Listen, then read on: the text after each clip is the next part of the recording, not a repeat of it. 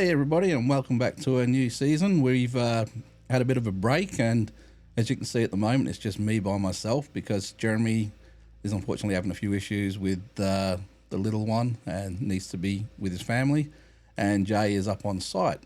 So to start the new show off, what we're going to talk about tonight is something that you'll all know about. You see it in all the in a lot of movies. So if I say things like Hocus Pocus, Hansel and Gretel, The Wizard of Oz, Blair Witch, Sabrina, and Bewitched, you'll know what we're talking about. So tonight we're talking about witches, witchcraft, and dispelling a lot of the mistruths about them and finding out what is really involved in being a witch, and especially what it's like being a witch in the modern world. So I can't really talk much about this because obviously I'm not a witch myself, although I'm very interested in it all. But we do have a very special guest by the name of Sherah, who will be coming on in just a second, and she will tell us what it's like in the modern world. So, Sherah, how are you? Hi, I'm good. How are you? I'm good, thank you. This is a bit different to usual because we're recording from different parts of the world, so it's the middle of the day here and it's nighttime for you, I believe. Yes, and it's warm here too on the other side, here in the US. Oh, it depends on what you mean Well, by starting to warm. get warm. We're in Australia, so it's warm all the time. We're used to having friends in the other part where it's summer there and it's winter here and vice versa. Yeah. Yeah, well, it's heading into winter here, and I think it's still about 25, 26 degrees Celsius here. Oh, wow. So I don't know what that equates to in Fahrenheit, but I know 37 is 100, so it's still probably up there in the 80s, I would think. I was thinking it was fairly decent. Yeah, you can still walk around in t-shirts and shorts. That's the best thing to do well, is it mainly all year long? No, we do have a little bit in the middle of the year where it gets quite cold, but I would say probably from late September, November through to probably May time, you can wear shorts. So we have it pretty good. Gotcha. So, on with the show. So, you are a witch, or you actually have a different term for what you are, don't you?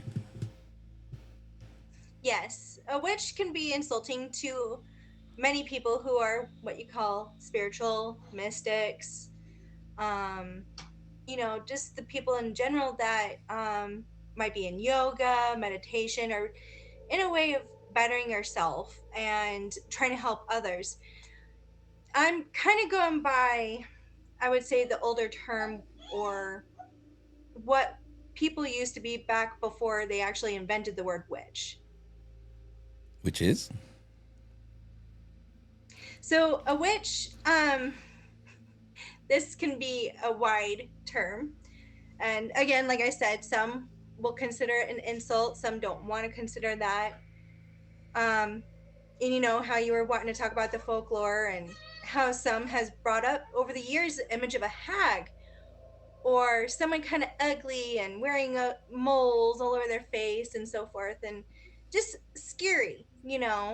And it's not always the case, but also I'm wondering if people just don't want to call themselves a witch, they rather have a different term that seems to be a little bit more lighter in the conversations that they give with people, and that is in my case. So um I'm kind of more of a Christo pagan.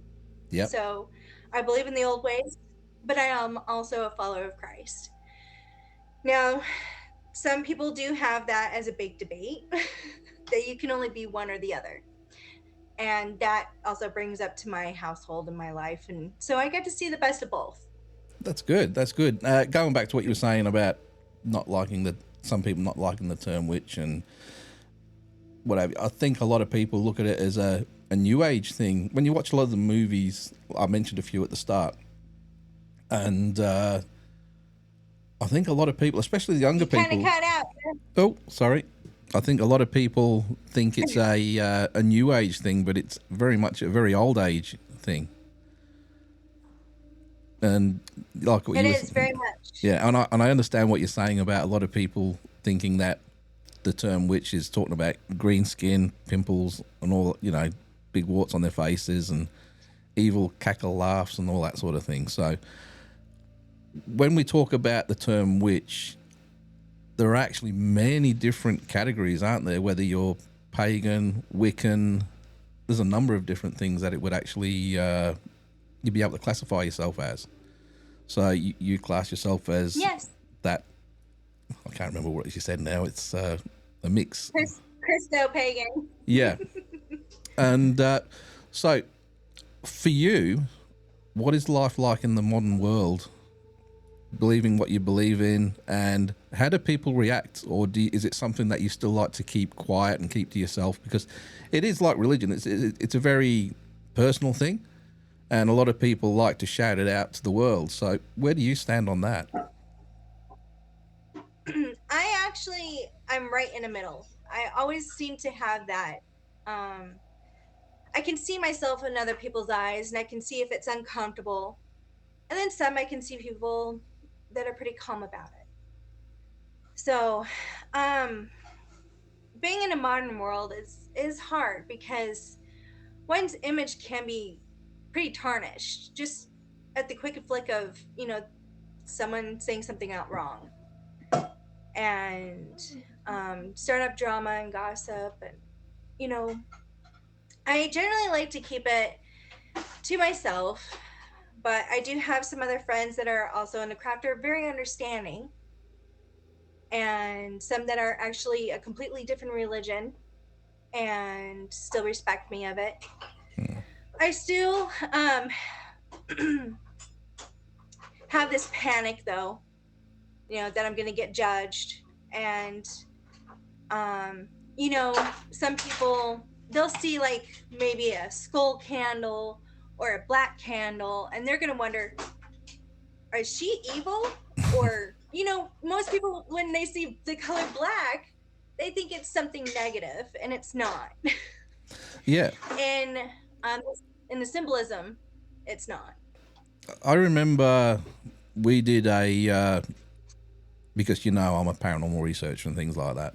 We did helped a family out who were having issues, and they had a poltergeist, and we actually mentioned it in the last episode that we did, and we actually had an exorcist come in with us, and he asked us to wait out the front beforehand because he wanted to bless us all to make sure we were all safe when we went in.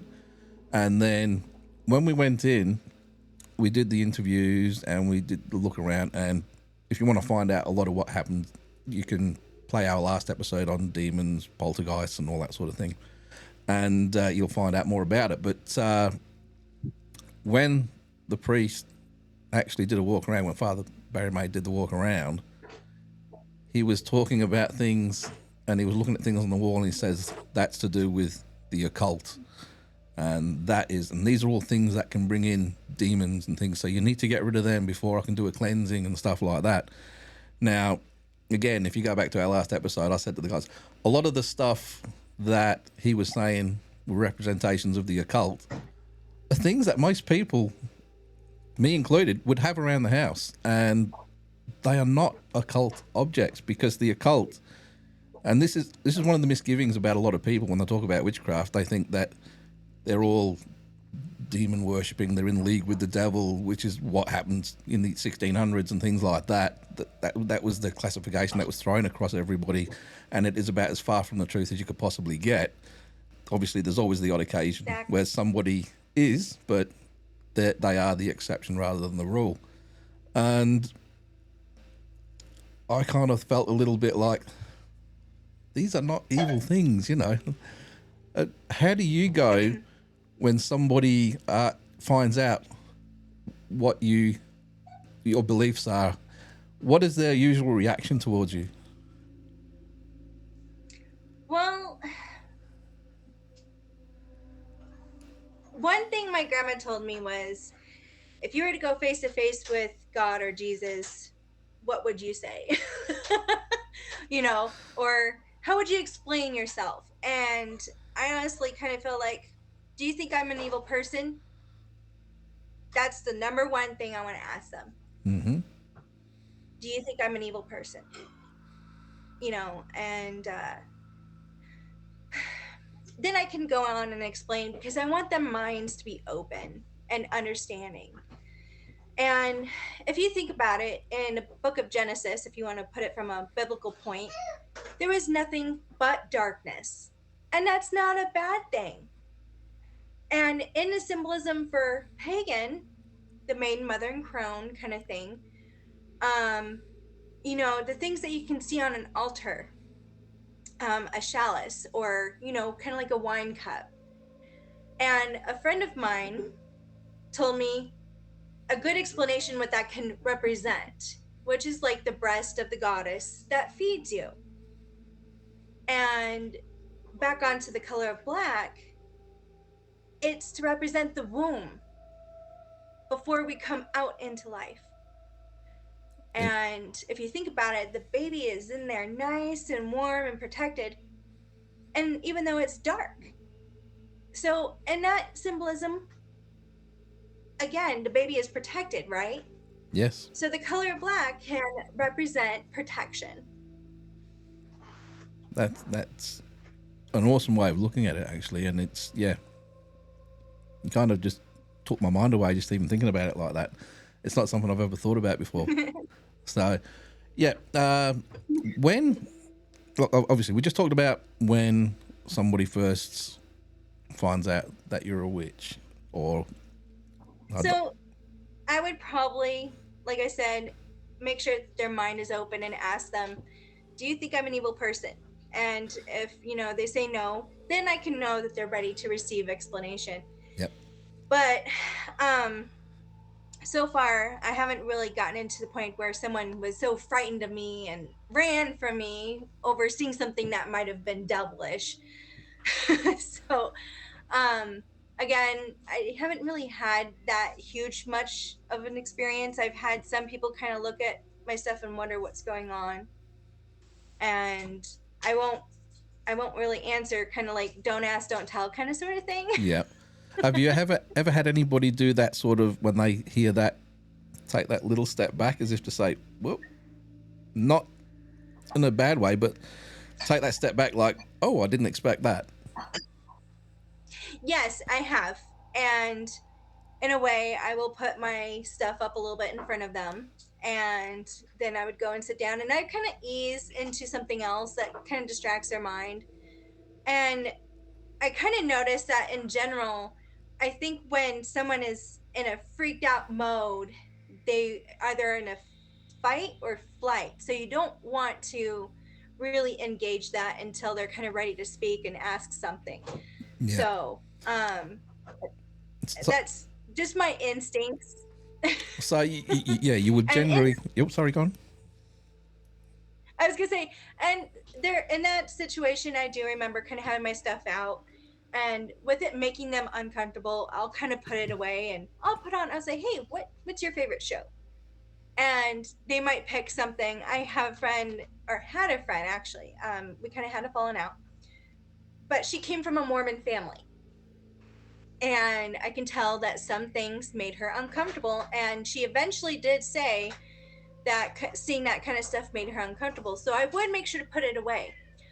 But I knew over time it kind of piqued her interest to understand. And over time, she would eventually ask. So maybe a person, and in this situation, I think it might have been like a half hour before she actually said something. But after I asked her what kind of movie or something she would want, and she would want to watch Aliens. She really likes the movie Aliens at one point, and I do know that she was into The Flash, and putting on something that they're comfortable with, and actually, might come out that it's something I would like. And her watching Flash and stuff, I was like, yeah, I really like Flash. This is my favorite part or whatnot. And it kind of just helps them realize that I'm kind of like a regular person. It kind of just helps them re-register, that, you can like something that they're comfortable with that's not something scary.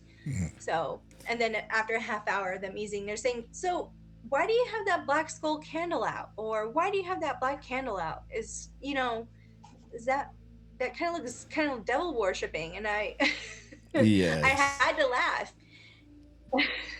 No, So I was where, like, no, yep. this is, Yeah, no, where I was going with that oh, I was was, going to say, you're going. I was going to say, no, it's not evil. It's more like a protection over somebody. The head can represent, there's different shapes of candles and you can use it as a proxy. So I was telling her how I was protecting and doing healing over somebody. You can use white if you want to, but I wanted to do protection along with it, so I made sure it was a black skull candle. And so she was like, oh, okay. So I kind of like already know or predict what they're going to ask. Because that's where I was going with this, is if you and I sat down in a room and we first meet each other and I find out that you're a practitioner of the craft, I'm trying to not use the word. The next question I would be have is, so what do you do? What is involved in being what you are? Being a witch. Yes, I didn't want to say that, but the Oh, no. You can say that around me. It's okay. It's okay. Um, I'm just saying that some people take it as an offense, and yes, I don't, but I just like to identify as a Christo pagan. yeah, So, what does it involve? Well, a lot of practitioners have their own way, and it kind of depends on, well, actually, let me rephrase that. Some believe that they have to follow certain steps if they're in Wicca, and in another coven, they might have another type of way how they initiate a start of a spell and what it initiates. Some people go by just the moon and they just do prayer.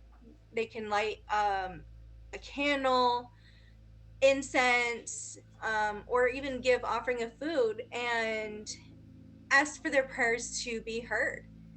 It's actually not very far from biblical rituals if you think about it. So for me, I like to incorporate herbs because I believe it adds energy to your spell casting. And the reason why I'm calling it spell casting is because that is more of a witchy term, and we're here talking about witches. So other people can say manifesting or prayer, meditating. They have their own terms of, that they might think is better to use or what they like to believe.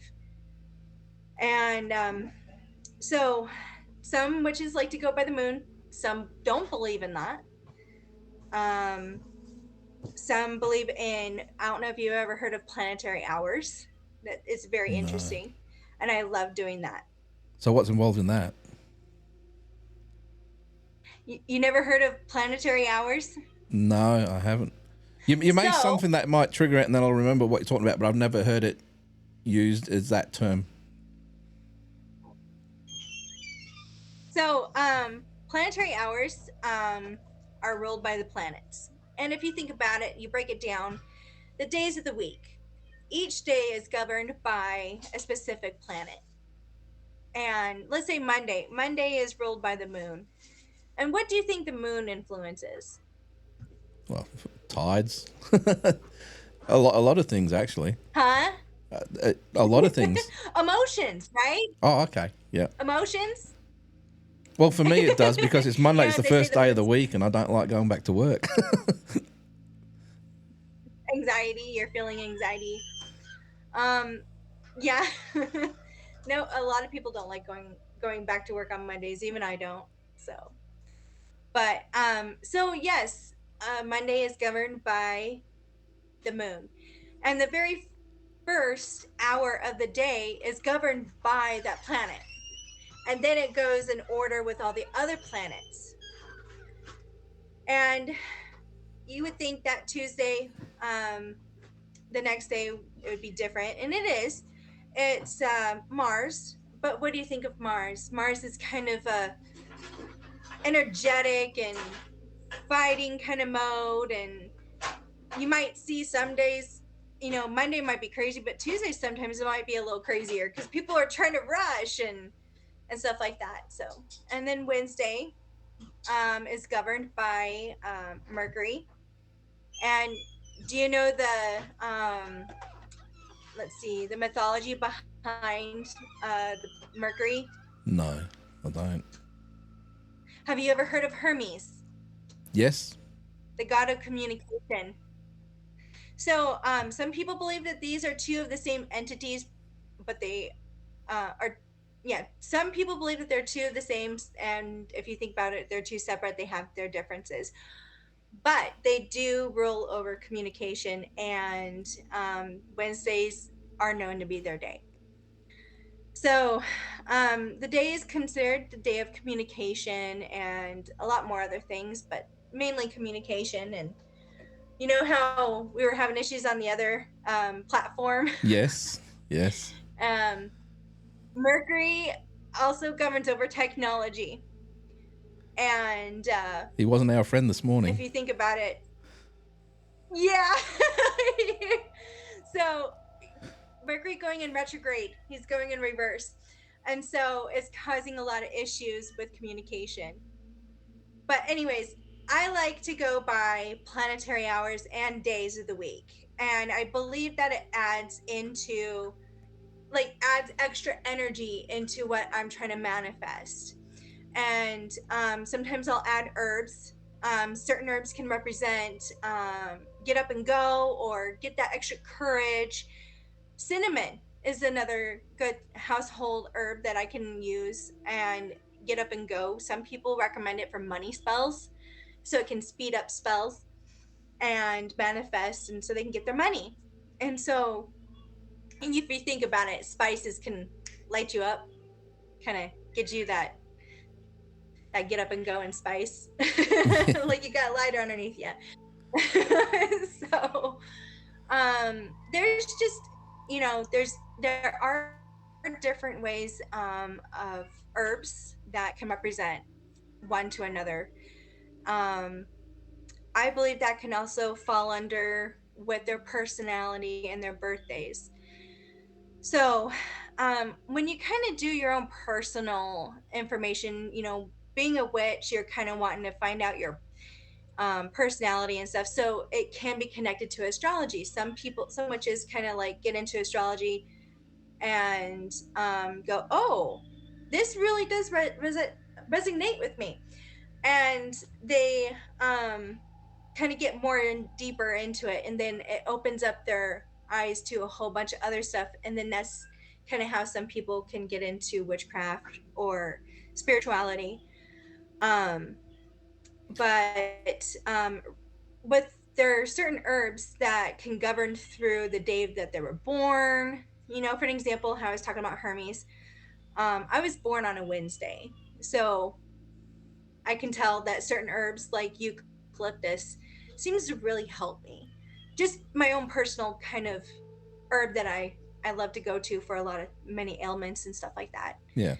And so sometimes one type of herb can vary from another.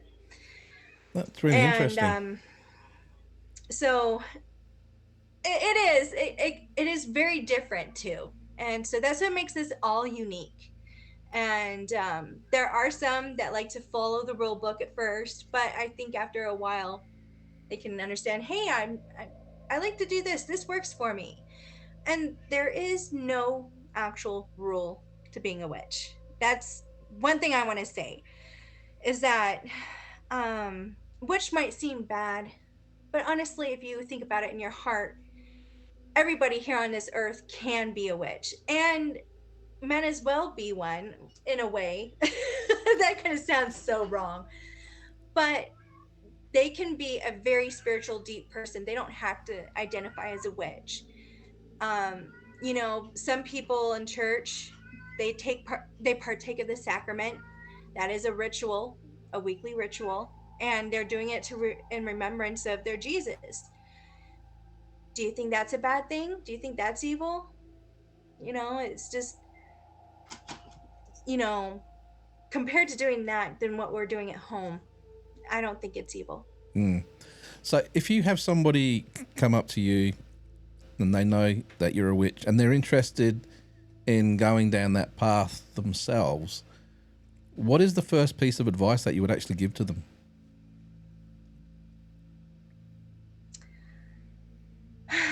That one's kind of a tough question. I know.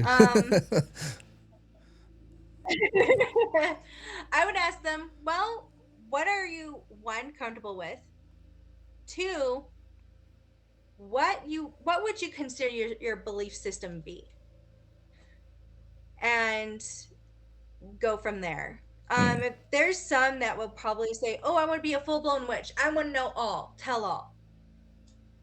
Well, if someone gave me that free reign, I would probably offer them some books. I'm a book person. No, that's good. So there's quite a few authors out there that I would recommend. Scott Cunningham would be one of them. Awesome. Yeah, because I think about it, and if somebody was to ask that, I would be thinking to myself, okay, why? Because some people just felt something different about themselves for years and years, and that sort of resonates with them, so that's the way they want to go. But then you get these people that watch all these movies and go, yeah, I want to be able to cast spells, I want to be able to do this, I want to be able to make people do that kind of thing. And sometimes I think you're getting into it for the wrong reasons, and if you're not fully committed to something, you could get yourself in a lot of trouble. And that's what I'd be concerned about with some people like that. Now, I know one of the other questions that would come up because me and my mates and all the family and everything, we have some of the weirdest conversations because they know that I go right into everything, left, right, everything of center, you know what I mean? All the fringe stuff. Like when people talk about Christianity and things like that, I always turn around and say, well, the books of the Bible, some of the stories in the Bible go back way beyond that, but the foundation of Christianity is all about Christ and that kind of thing. That's only 2,000 years old.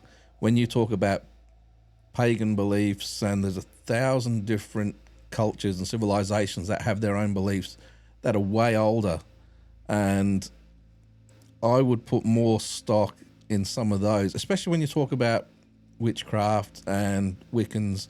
And I come from the north of England. I grew up in the northeast of England before we moved to Australia, and you know there's druids around there. We used to holiday in Wales, North Wales, and there's an island there called Anglesey, which is where the druid stronghold used to be.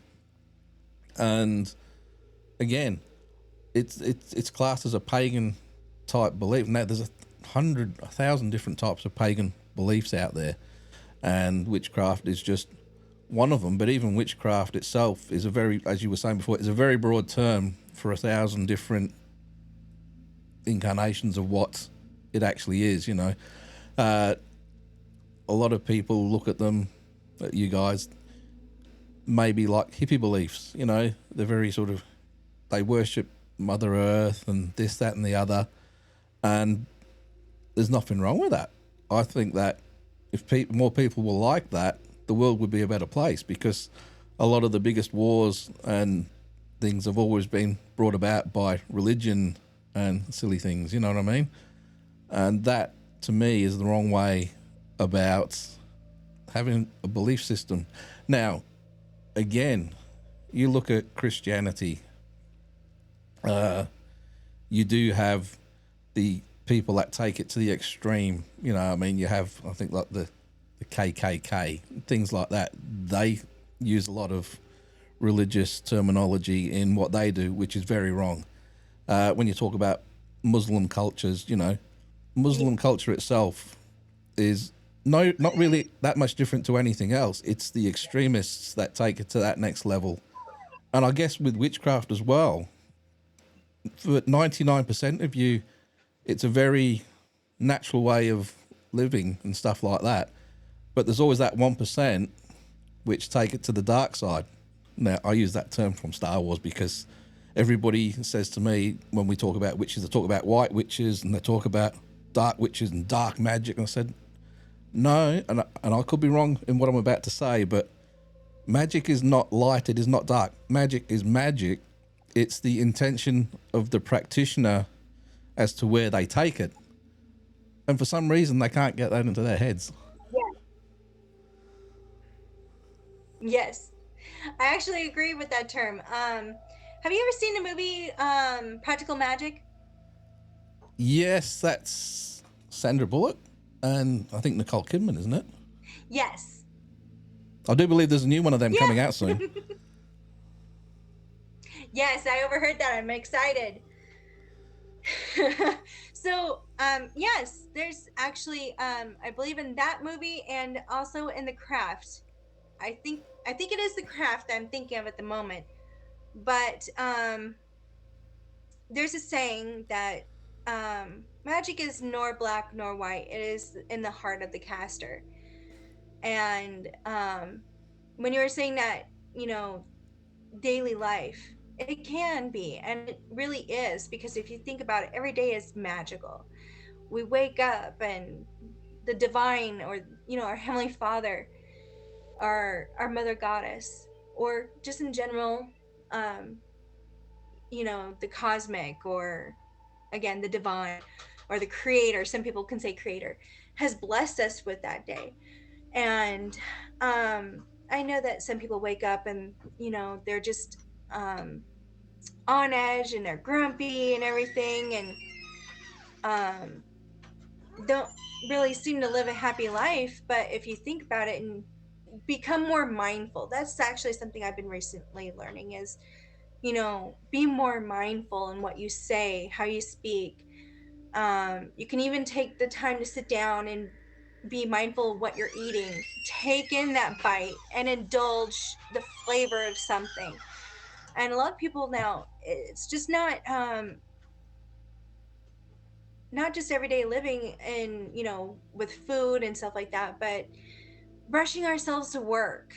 That's what you call a weekly ritual, is we're going to work, make a life, a living, come back home, probably making dinner. That is a daily ritual. But it can really drag some people down. And I would think that if people practice being more mindful, they can actually process in their mind what they're doing, and how these little things do add up. And it's a blessing in disguise. I think it's funny you were saying earlier when you started mentioning spell casting and things like that, and you said different names like meditation or manifestation, they're all basically the same thing. There are so many people out there that talk about meditation all the time, and they talk about manifesting things, which it's a big thing that comes up in the paranormal, is the power of manifestation. It's just funny how you mentioned that is another term that you would use for spell casting, because when you look at the movies, which again really do you guys a major, I don't even know the correct term to use, but they really paint you guys in a dark light. Is when they talk about spell casting, it's making like that film you were talking about, The Craft, where they did the love spell and that guy ended up going crazy, and spells to do really bad things. Now, I always say to people and again, it's just me talking, I don't know as much as what people who actually practice that about. I said there's a difference between a spell and a hex.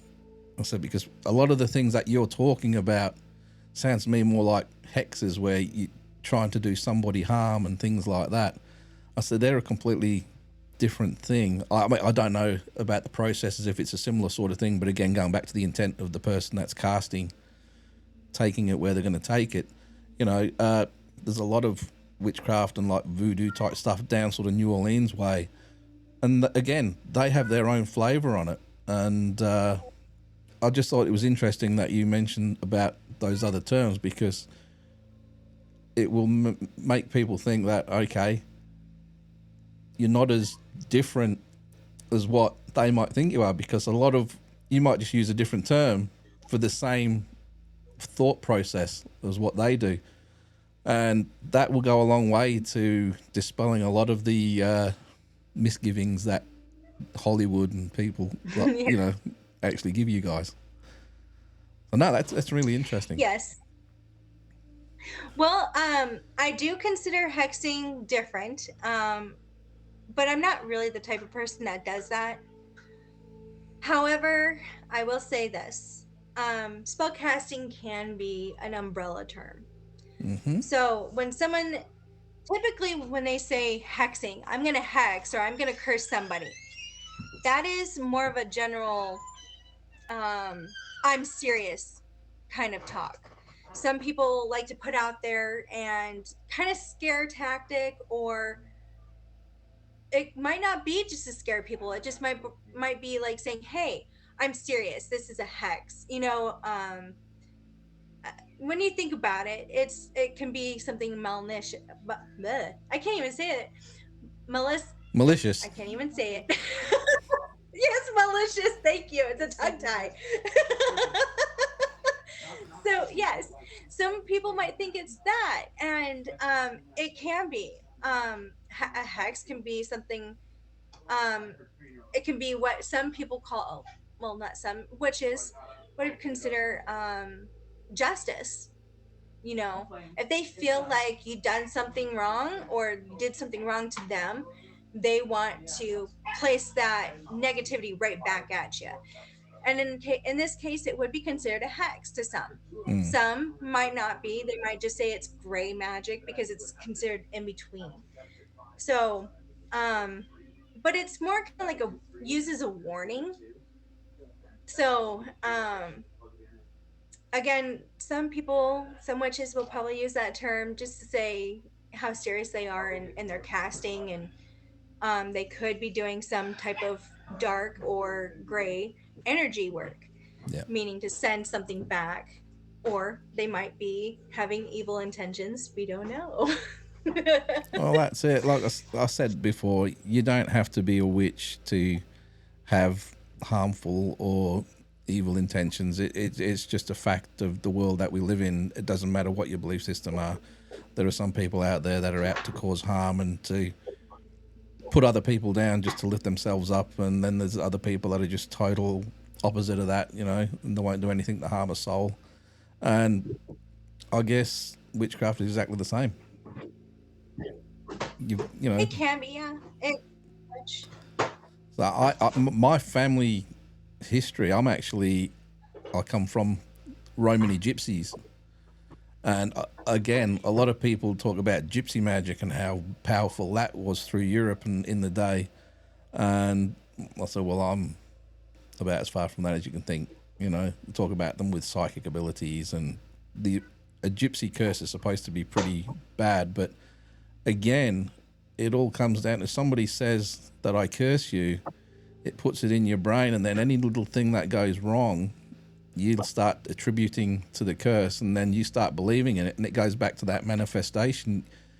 You end up creating the curse on yourself because you believe something that somebody said. And I just find it very interesting. Using the word hex. Yeah, exactly. just kind of like them using the word hex, yeah. Yeah, no, that does awesome. make a lot of sense. But anyway, I think we're about out of time, so I better let you get back to your family, and I've got stuff that we've got to get on with today. So I think we'll say goodbye for now, and I would love to have you on again sometime if you want to. We can pick some specific topics and we can talk about those.